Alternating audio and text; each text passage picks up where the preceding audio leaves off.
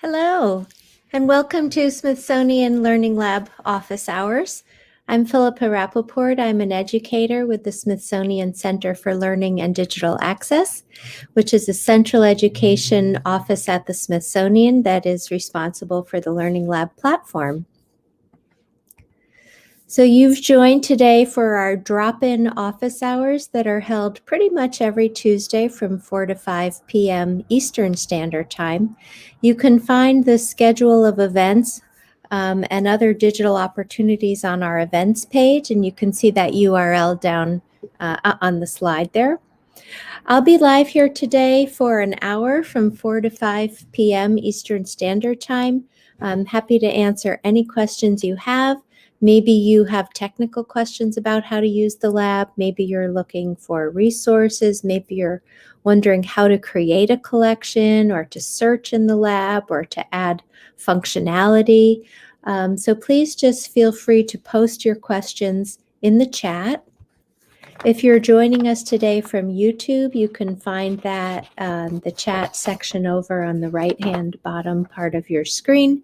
If you're joining us today from Facebook, you can put your comment from the center bottom part. The Learning Lab platform is a digital platform that you can use to discover millions of resources from across the Smithsonian. By resources, we mean artwork, historical documents, photographs, videos, podcasts, learning resources, and much more. Registered users can aggregate this content and use them. They can pull in websites, they can upload their own content, and they can put all that together to create what we call collections, which can be interactive learning uh, opportunities. So that's for use in the classroom and outside of the classroom. To aid teachers during the pandemic and beyond, you can find a distance learning page on the home page of the lab, and it will take you to this address that you see down at the bottom, learninglab.si.edu/distance learning.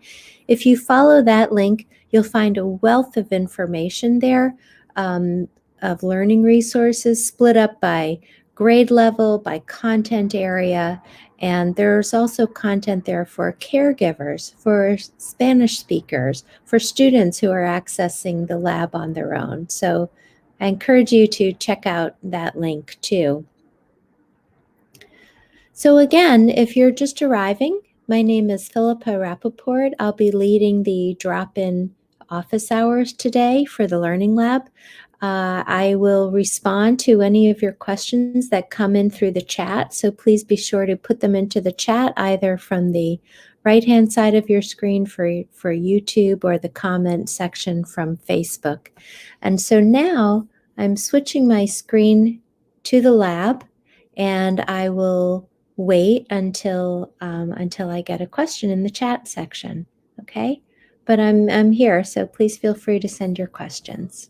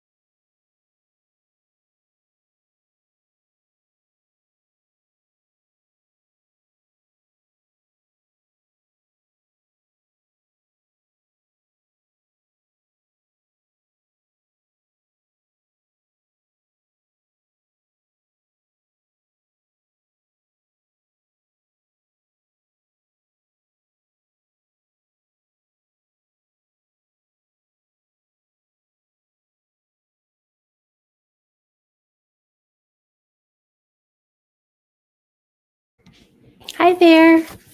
So I have a question coming in that says, what am I teaching? Well, so these are drop-in office hours for the Learning Lab. So I can just do a demo for you of the Learning Lab. Usually we field questions and I can just help you through wherever you are. If you're just starting out, I can start out with just a general introduction to the lab. So let me know what you're looking for, Nancy and Deb, and we'll go from there.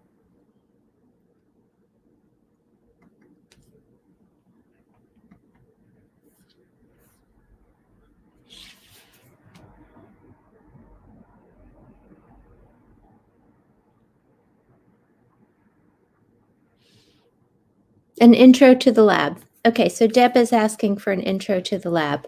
So I am on the Learning Lab homepage right now, which I assume you can find that because you're on this, you're in these office hours, but I've just put it into the chat just in case. So what I'll do is I'll walk us through the homepage and describe some of what you'll find in the lab. Okay, so when you open up your screen to the lab, let me just make this a little larger. Okay, we've split up the lab by the many things you can do using this platform. You can discover content from across the Smithsonian. And so I'll just scroll down. If I were to click on discover, it would take me down to here. What we mean by discover is that you can find all kinds of content. You can find images, historical documents, podcasts, videos, resources, any of that, essentially the holdings of the Smithsonian, over 5 million objects and counting. What you do as a user of the lab, as a registered user, so here's all kinds of information. You can click on all of those to find more. But when you sit down as a registered user of the lab, you can then use that content to create an interactive learning experience for students. So what you do, you can see in the image here, you would pull in content from the museum. You'd add a title, description for your collection, and then you would add in more content. You could upload your own resources. You can pull in content from outside of the Smithsonian just with the URL. You can then refine it even further, and we call that annotating. You can add in text to accompany your collection. You can add in hotspots for images. You can add quiz questions. When you're searching, if you find a collection that has already been created, you can also just copy it and then adapt it for your own use. So those are all the options in the Create section. When you've created a collection that you are ready to share, or maybe you want to share it in draft form, so you would think about ways that you want to share it. If you publish it, it's searchable on the web. You could do a Google search and you would find it if it's published. However, if you want to share it with someone, maybe it's in draft form, maybe it's not quite ready to publish, or sometimes you don't want to publish it, you can just copy paste the URL and then you can share it that way. So anyone can still see an unpublished collection as long as they have the link. So in that way, it's like a YouTube page that's not a private YouTube page. You can also take the content, you could embed a collection on your own site. You can share it online, you can get the link and then tweet it, email about it. As a teacher, you can also make an assignment for your students, so then they could actually respond to questions right on the lab itself. If you scroll further down the page, you'll see we have a whole section set up for learning. We have webinars to where we have experts demonstrating content. If you register for the lab, you get our Bright Ideas newsletter, which comes out maybe once a month, maybe every other month. We have all kinds of content. Next month this month, next Monday, we're starting a new series where we have additional help sessions. So these are listed. So we have some of this here. We have our office hours here. If you go down to the bottom here, you see that help button down at the bottom. I'm going to click that, and that takes you to our help page. There. So here, there's all kinds of information that you can click on to learn more. We have a getting started guide to help you get started using the Learning Lab. We also have next Monday's session listed here. That will be with me. That's at 4 o'clock Eastern Time on Monday. Getting started with the lab. That's when we'll teach you. We'll talk a bit about the lab, how the site works, share some examples of collections, and then demonstrate sort of the nuts and bolts of how to start, how to search on the lab, how to create your first collection. So these new offerings on Monday afternoons, these will continue for 3 successive Mondays in March. The second one, March 22nd, will be led by my colleague, Tess Porter, also an educator at the Smithsonian Center for Learning and Digital Access. And she'll be taking us sort of on a deeper dive, how to create collections, how to add interactive content, how to upload resources. So that will be sort of the part 2 of the lab. And then we haven't added it yet, but we will have an additional session the following week with colleagues from the National Portrait Gallery who will be demonstrating some of the work they've been doing with preschoolers, and also for parents who are trying to engage their children with digital content at home. So that's some of what we have at the lab. I'm going to go back to the home page here. When you're using the lab, you use this sunburst here, and it will take you back. Okay, let me see. A question just came in.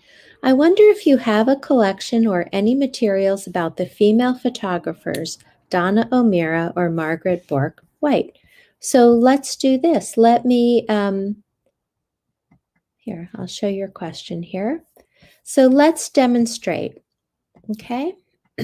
I'm going to go into the search here. So that's in the top center there. You see that magnifying glass? I'm going to type in Donna O'Meara.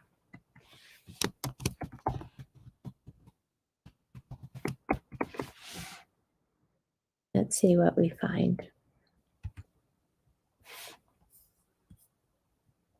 Okay, so that didn't yield anything. Let's try Margaret Bourke, and then we'll expand our search a little bit if this doesn't get us anything. So Margaret Bourke White. For some reason, I can't copy paste from the chat.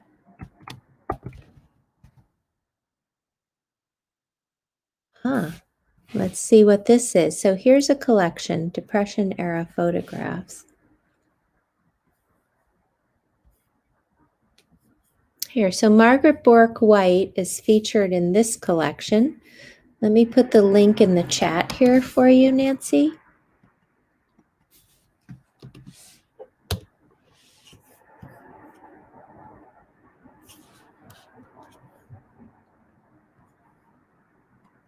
Okay, so this is a great opportunity to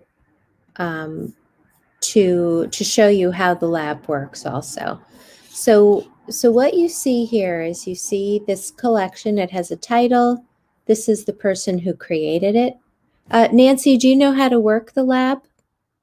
Should I go through actually how you would navigate this collection?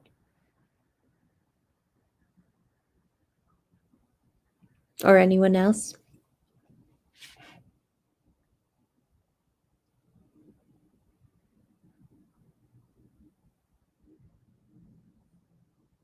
Yes. Okay. So Kate Harris is the author here. If I were to click on Kate Harris, it would take us to her profile page. And there, so for example, Kate is great. So you might think, okay, I want to see more of what Kate's done. So there you could follow click on her name and then you see all the content that she's created and published. Okay. Oh, wait, I'm just toggling between screens, so I see more has come in. Our reading said that O'Meara's work on volcanoes is at the Smithsonian. Okay. So one thing, well, let me just go through this collection a little bit, and then let's look up volcanoes and photography and see what we find. Okay. Essentially, this is a description of the collection. You see she's added in essential questions, she's added in standards. This content on the right, you're actually, when you're creating a collection, you're prompted and then you can click off those areas, and that's what you see there on the right. So that's the description. And then as you go through the Learning Lab collection, you click on each of these tiles, we call them. So this is an activity, and when you see this paper clip here and the number 4, that means that Kate has annotated it 4 times. So what she did here is she added in some text to guide the viewer. What do you see when you see this photo? And so she gives a little background. Why do you think this is such a memorable photo to many people?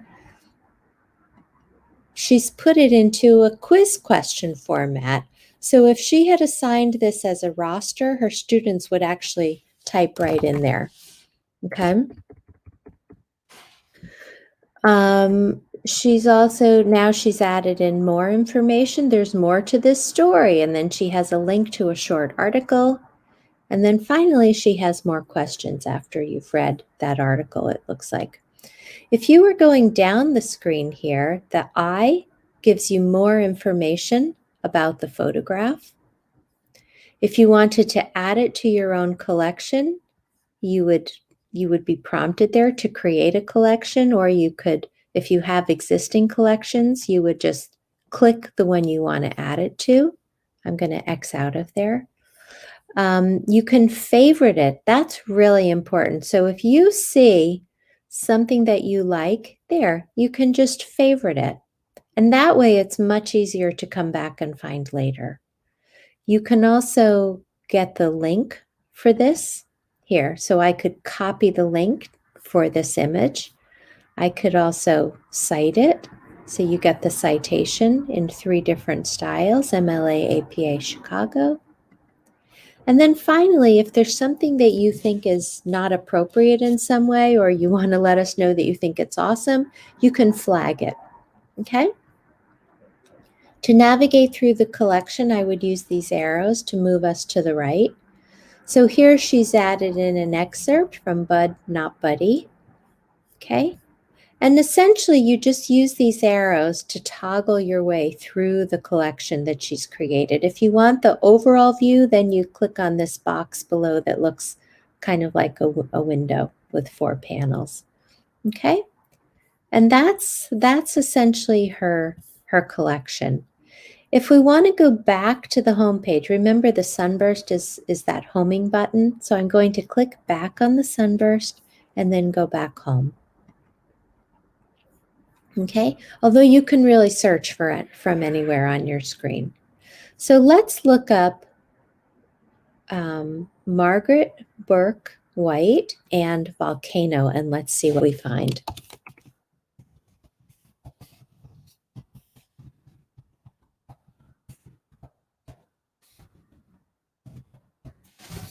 Volcano. Can you drill down on Burke White and Russia World War II? Wait, am I looking up the wrong thing with volcano? Okay, sorry, I'm getting confused. I don't know these photographers, so I won't be able to give you much substantive information about them, but let's see what we find.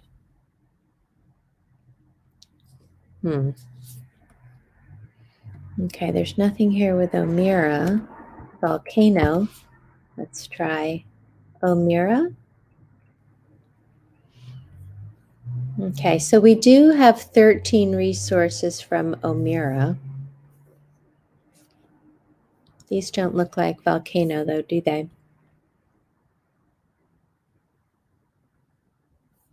These are from Smithsonian Libraries, Smithsonian Art Museum. I don't think this is what you're looking for. National Air and Space Museum.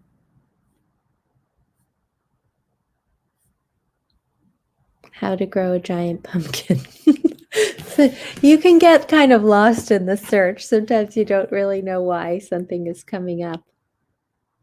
Okay, so Omira is the volcanoes. Let's try Bork-White and World War II. Let's see what comes up there. Let's actually just do Bork-White and see what shows up. You know, sometimes you put something in and you get 5,000 responses.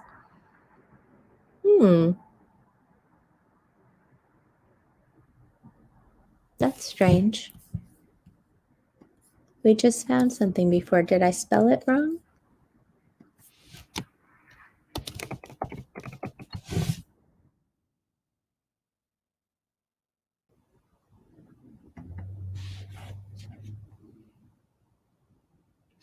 Okay, so here we have 13 resources.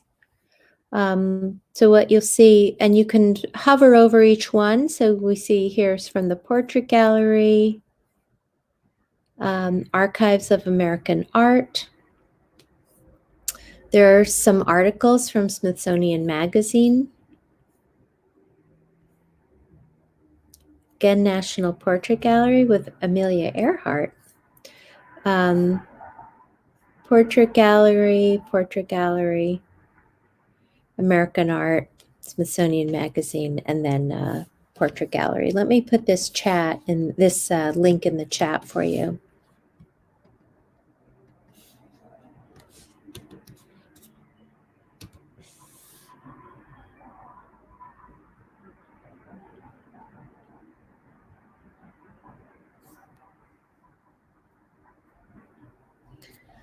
Nancy, I'm not sure what you were saying no to.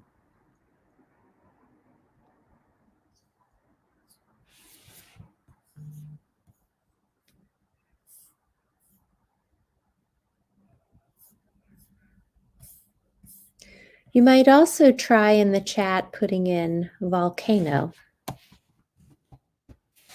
Okay, let's see what comes up for volcano.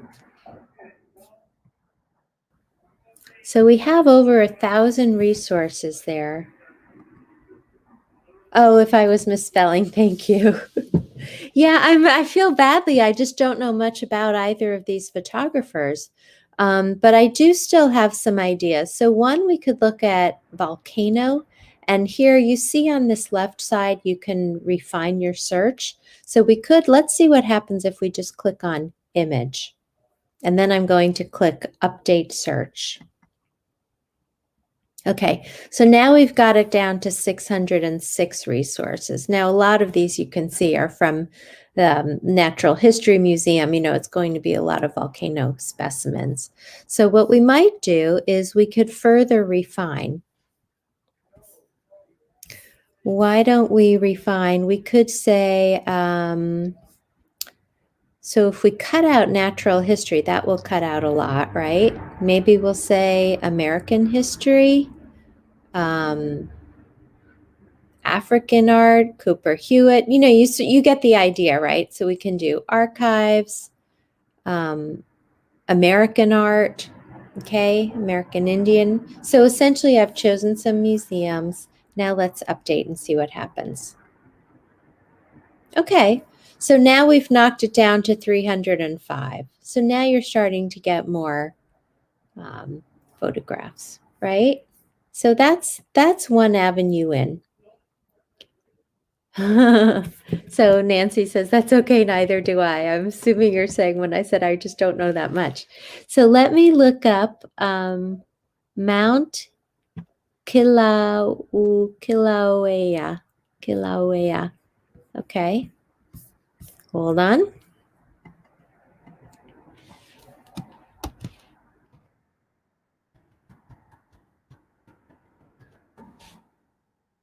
Not found. I want to just take out Mount just in case. No. Auea. Okay, so I spelled it right. Let me try the other one. Stromboli. Stromboli, not found.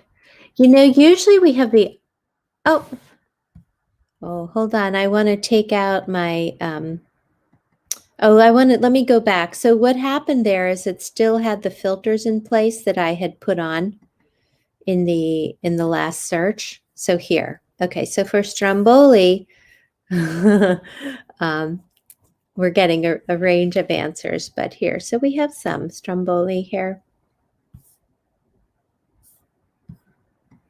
Smithsonian American Art Museum. Let's see what this is. I'm going to click on the eye there.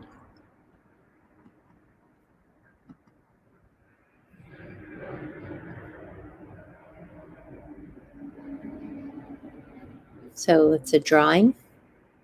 Okay. Let's see what else turned up in this search. Here's another drawing, it looks like. Stromboli from volcanoes. Okay. So you kind of get the idea. Let me try again. Kilauea. Actually, my brother lives in Hawaii and I still haven't learned how to pronounce everything. Kilauea.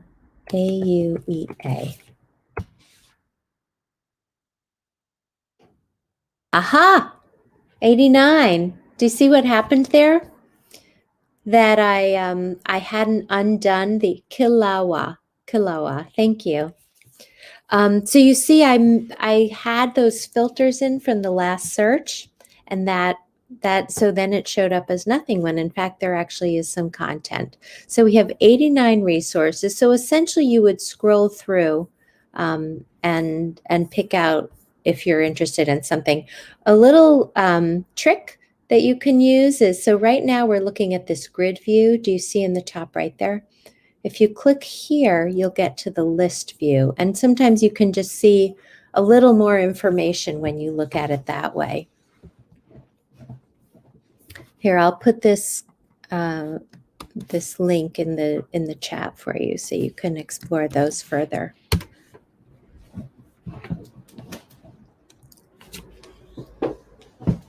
So can I ask you, wait, so Joan, you said, what about the Smithsonian Archives? Tell me, can you flesh out that question a little more? That's great. I haven't ever used this. Do I have to have an account? Yes, so you do. Well, actually, you can search without an account. So anyone with the link learninglab.si.edu can just search. Okay, it's open to everyone. It's free for all. But if you want to actually create content and create what we call a collection, these interactive learning resources, or not interactive, you do need an account. So I'll show you. If you go up into the right sunburst there. So right now, this is the view that you get when you're logged in with an account. But if you don't have an account, you would get the prompt from there to create an account. And it's very quick. You can register for, in like a minute. It's really a very quick process. And when you do register, you get our newsletter, but we don't share your address. We don't bombard you with things. It's really, the newsletter contains all kinds of information, like really cool things that some teachers are doing at a certain school or on a certain topic, or upcoming events that we might have. So it's kind of, the lab is really open to your imagination.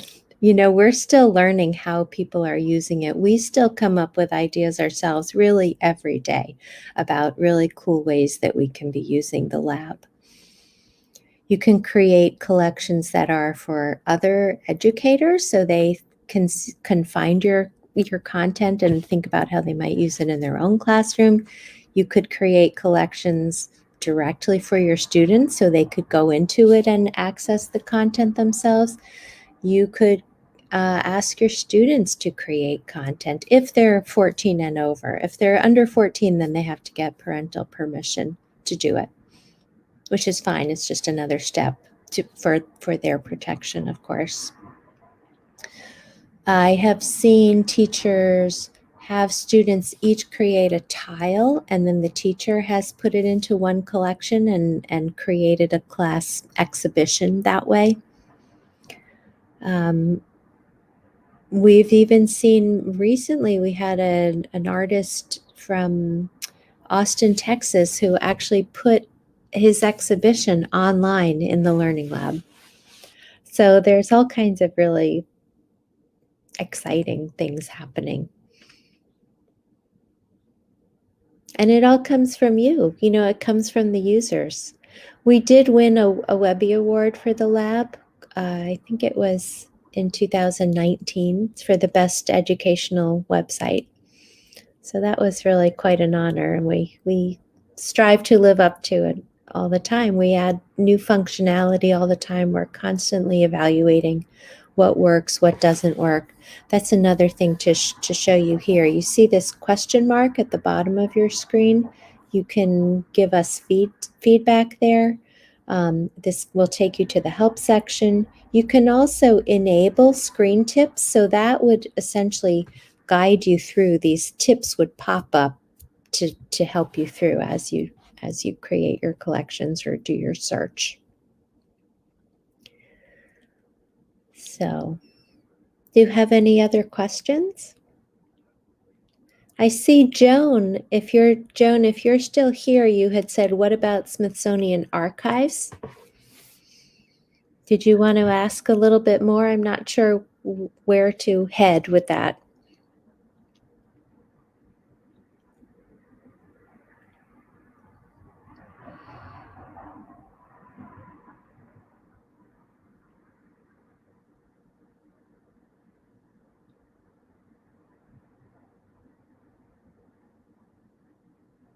Oh, there was something else I thought about.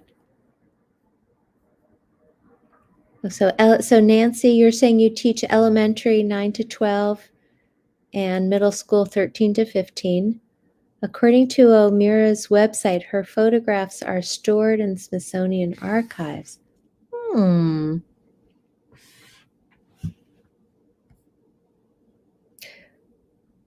Oh, I see. So you were following up. Joan says she was following up on Nancy's point about volcanoes.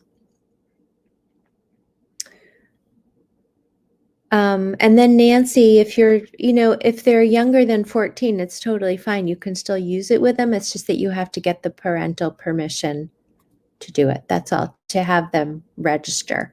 If they're not creating anything, they can still just look at the content. So let's see. So Smithsonian Archives, what I thought of, instead of using their names, it's also possible we might want to look up, for example, American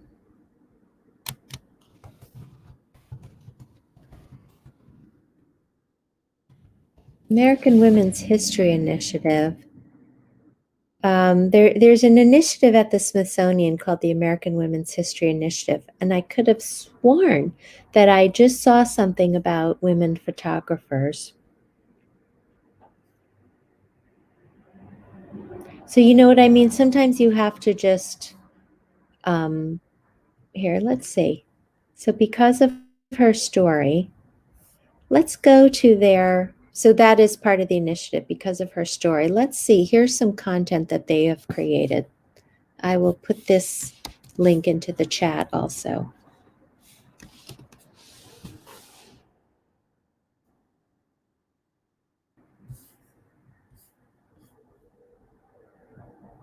So women in innovation,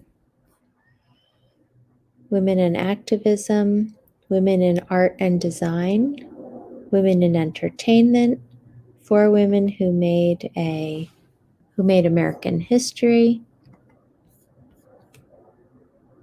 Mia Hamm, Angela Davis, Celia Cruz, Kitty Cohn, and women in sports. We could look up, for example, Smithsonian Archives.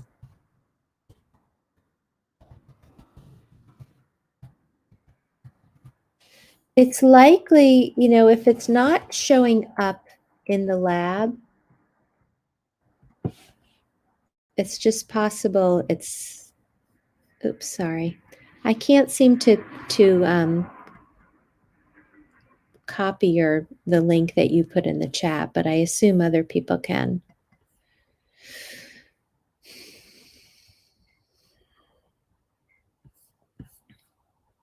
So here, Smithsonian Archives. Let's see, photography. The interesting thing, when we do presentations, we usually have this stuff planned ahead of time. So it's sort of fun to do this live because I really don't know what's going to turn up here. But obviously we're going to get just a huge wide range of content here. But that would be another way in. If it's not showing up through their names, though, it makes me think that the content you read about is, has it not been digitized yet, or is it on a platform that the Learning Lab doesn't pull from, which is sort of unlikely. But I just don't know enough about that.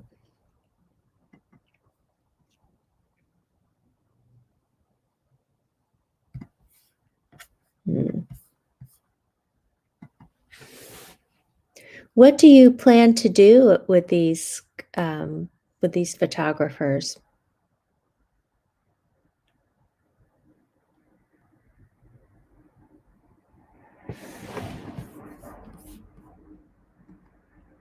I'm going to look up women in photography.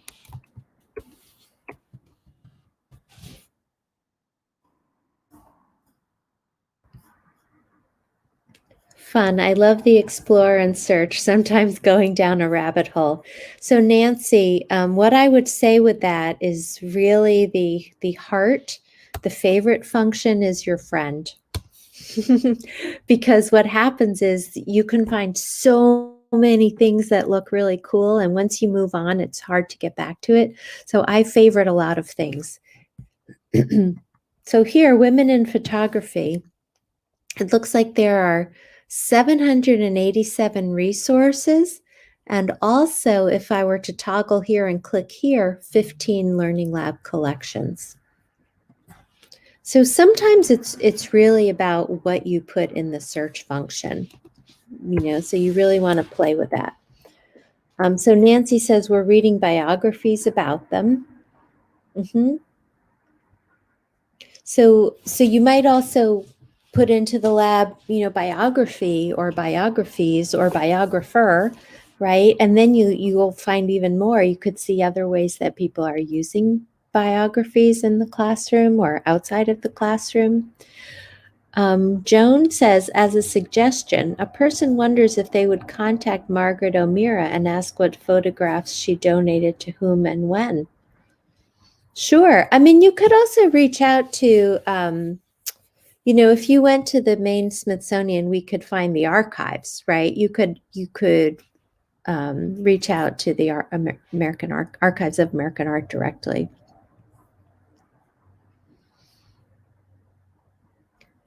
So Margaret, so Joan says, FYI, Margaret does have her own pages in the lab. Can she be contacted that way? No. So it doesn't function as a like Facebook or something where you could click on her name and then write to her.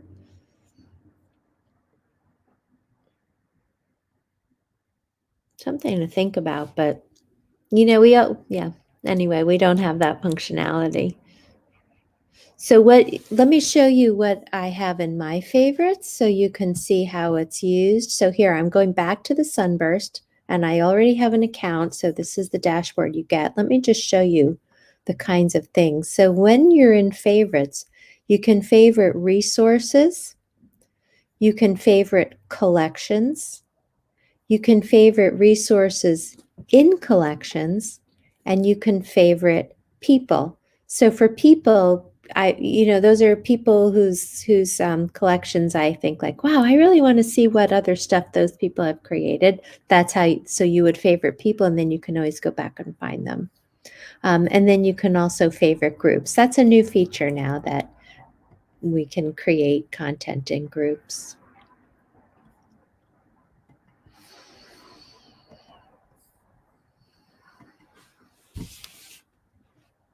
So Nancy says, got it. Thank you so much. Yeah, it's a pleasure.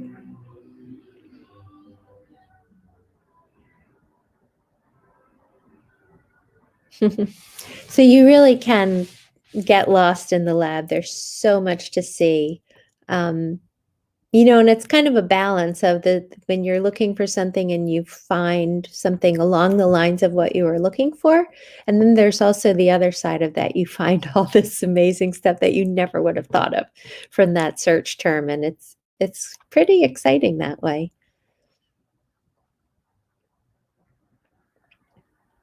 Any other questions?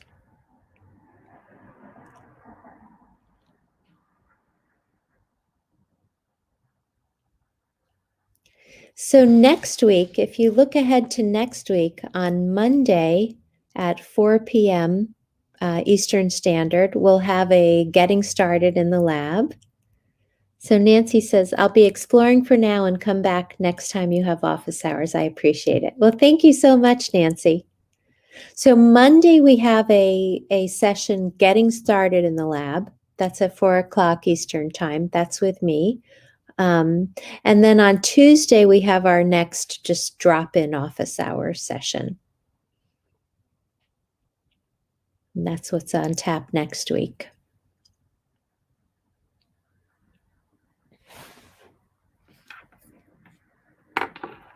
Any other questions?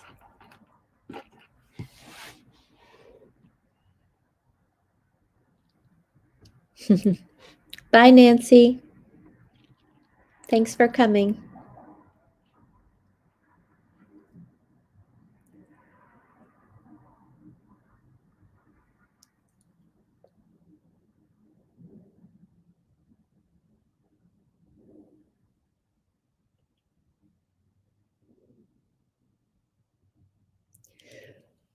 So it's 4:43.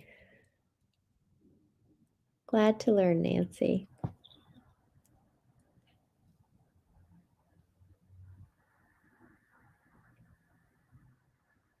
So if you're just joining us today, my name is Philippa Rappaport. I'm an educator at the Smithsonian Center for Learning and Digital Access, and I'll be here until 5 o'clock. Please feel free to post your questions in the chat or the comment box, and I'm happy to try to answer your questions.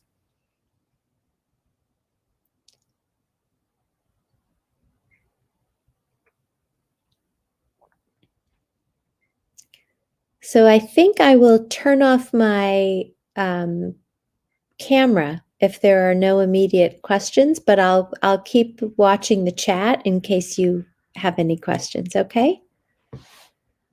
Okay, thank you. It's actually a picture of my colleague here, but oh, so Joan says, so while some of us were looking up things about Margaret O'Meara, I missed listening to the amount of material from Margaret Bork. I think there was more about Margaret Bork. If you scroll up in the chat, you'll see there was some of that content I put in, but I'll demonstrate here. I'm putting Margaret Bork.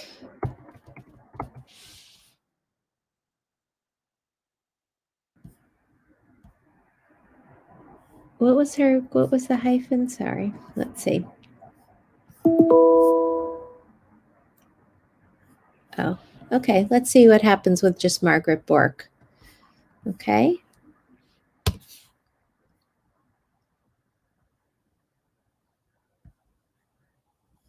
Okay. Yeah. So this is the page I put in before, I think. Yeah, I noticed. I know Bork White. I was just sort of noticing that it comes up, it seems to come up the same for Margaret Bork or Bork White.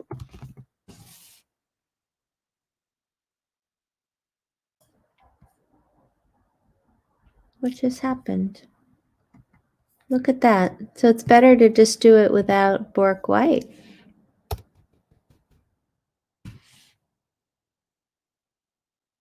Hmm.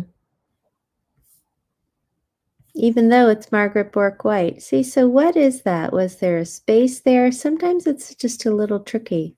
I don't know why that happened. Okay, so it looks to be primarily content from the portrait gallery, and then I think it was Archives of American Art.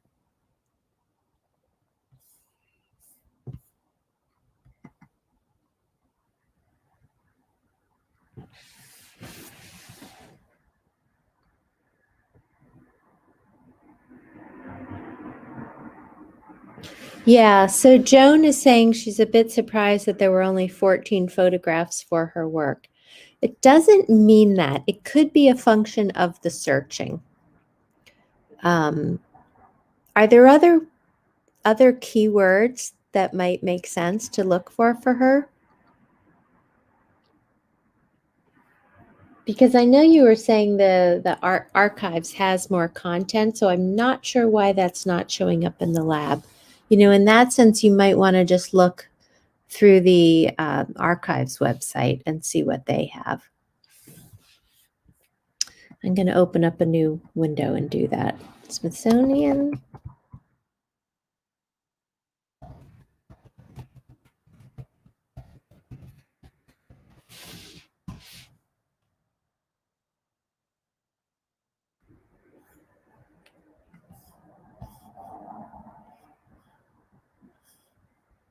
Okay, so there you do get a robust result here. Um, Let me show you what I've gotten. So here I just Googled it.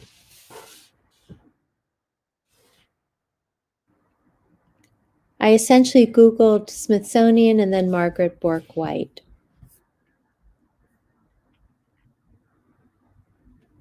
Do you see that? So there is quite a lot of content.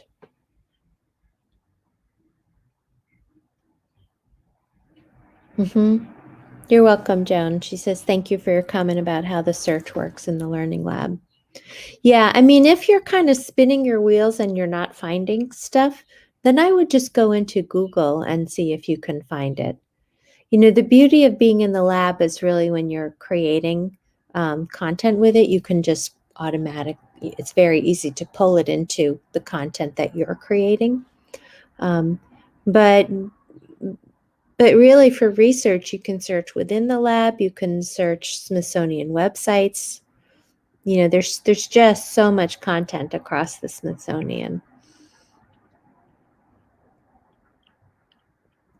Oh, you went to the International Center for Photography. Yeah, so interestingly, Joan, so if you were creating a resource, a collection about her, you could pull that content in from the International Center of Photography.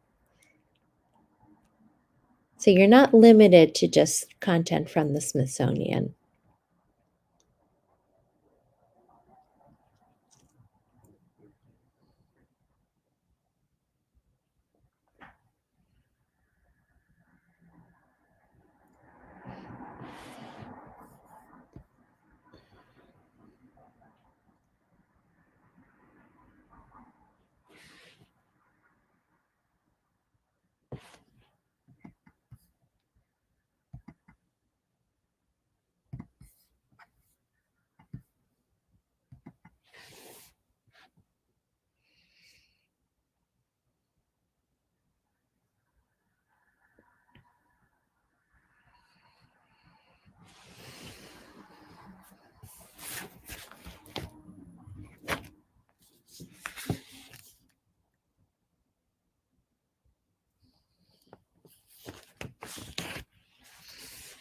Okay, so I'm going to turn my camera off. You'll see my colleague Tess. Oh, wait, here's another. Joan says, good idea. What about searching on the magazine word life, as Margaret shot a lot of Life magazine covers? Yeah, I mean, I think it would have shown up already. But let's just see.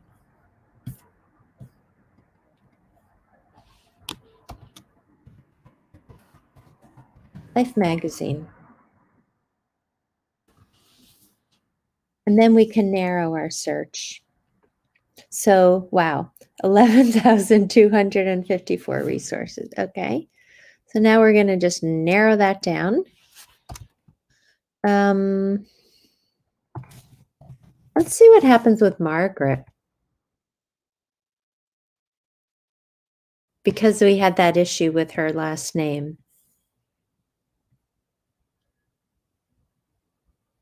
Yeah, there are, sometimes you can just sort of find workarounds in the search function. Earliest women photojournalists.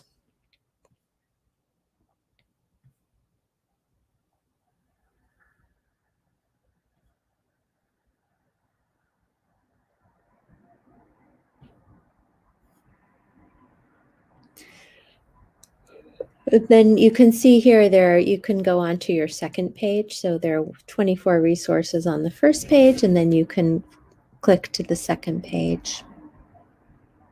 Yeah, I mean, it's really, the possibilities are limitless.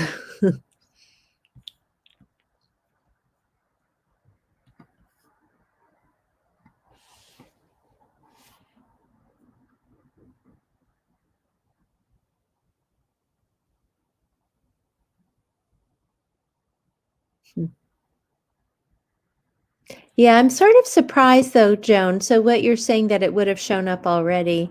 Um, but you can still play around with the search. Sometimes it's like biographer, biography, or I don't know, America, American. There are just sometimes just the little tweak of a word and you find more content. So you do have to be kind of careful about that and just plan to play a little bit with the terms that you put in the search function.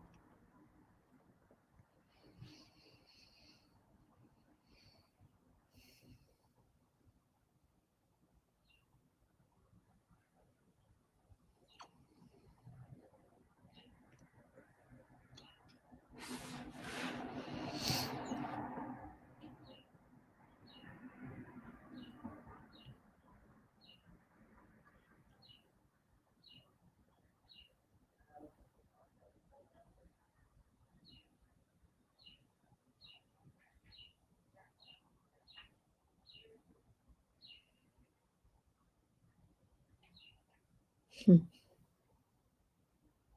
Yeah. Thank you, Joan.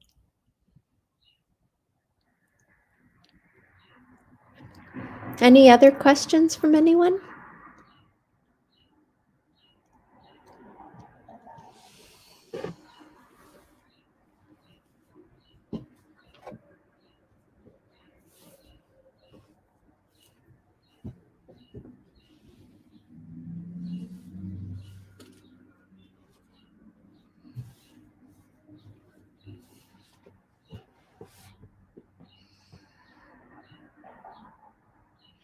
Okay. I think I will turn off my camera and my microphone, but I'll keep watching the chat in case any questions come in.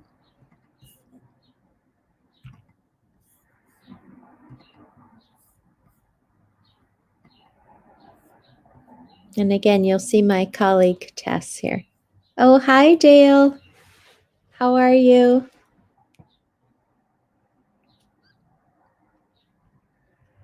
It's nice to see you here.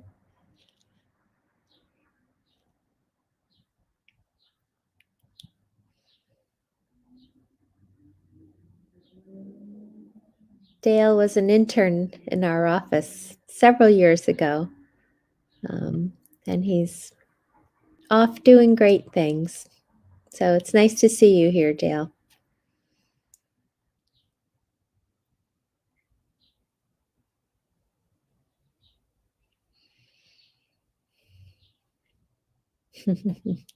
I'm fine, thank you.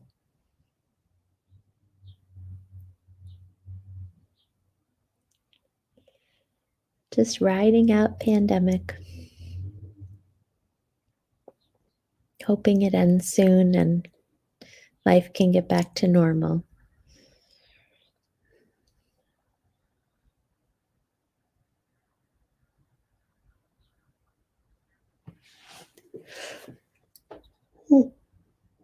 Excuse me.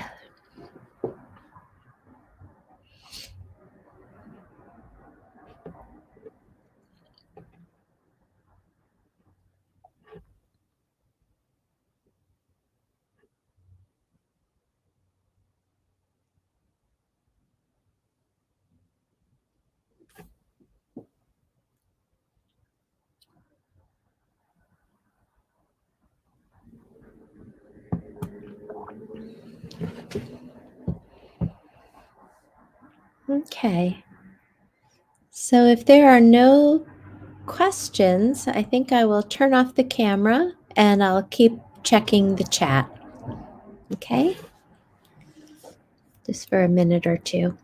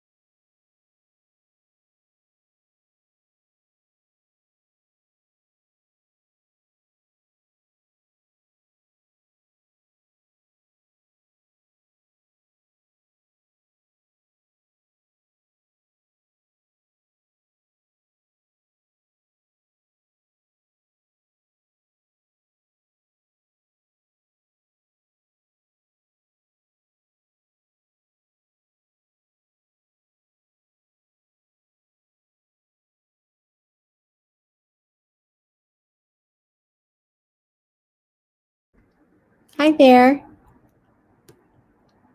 So, Dale, you're asking if I can show the collection you did. I don't think I know your collection.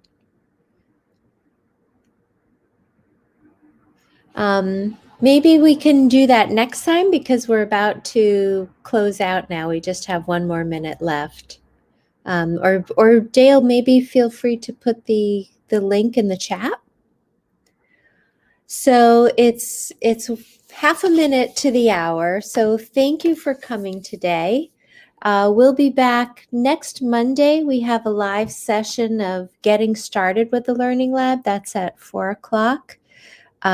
We also have another drop-in session on Tuesday.